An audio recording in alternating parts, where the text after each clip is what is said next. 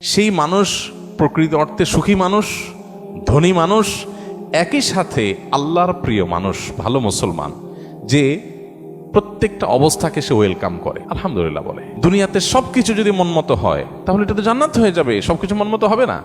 অনেকে দেখবেন অমুকে আমার সাথে এটা কিভাবে করলো, কিভাবে এটা বলতে পারলো, এই কথাটা সে কেমনে বলতে পারলো, আমি মেলাতে পারতেছি না। আমি কেন, এটা আশ্চর্যের কি আছে? চামড়ার ঠোঁট দিয়ে সবই বলা যায়, বলছে, বোঝেন, এটা তো আমি আশা করি না। তা আপনি যা আশা করবেন সব মন মতোই যদি হয়, এটা তো জান্নাত হয়ে যাবে।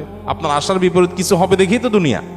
না না, সে কিভাবে এটা আমারে বলতে পারলো, আমার মাথায় ধরতেছে না, কেমনে এটা বলতে পারলো। আরে কেমনে বলতে পারলো, আমি তো বলতে পারবো আপনাকে, কোনো ব্যাপার না তো। সবকিছুকে ইজিলি নেওয়া, এটা হলো মানুষের দুঃখ দুর্দশা দূরের প্রধান মাধ্যম, প্রধান উপায়। কোন প্রকার বিপদ আপদ হলে আমরা ধৈর্য ধারণ করতে পারি না। ভাই, সবরটা কখন করবেন? তাহলে আপনার মনের বিরুদ্ধে হবে, চাওয়ার বিরুদ্ধে হবে, আশা যা করছেন তার উল্টাটা হবে।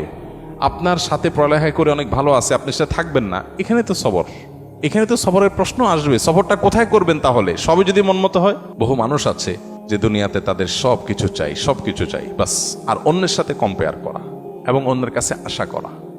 সকল অশান্তির দুইটা মূল আছে, আরেকজনের সাথে নিজেকে তুলনা করা, আরেকটা হলো আরেকজনের কাছে কি করা, আশা করা।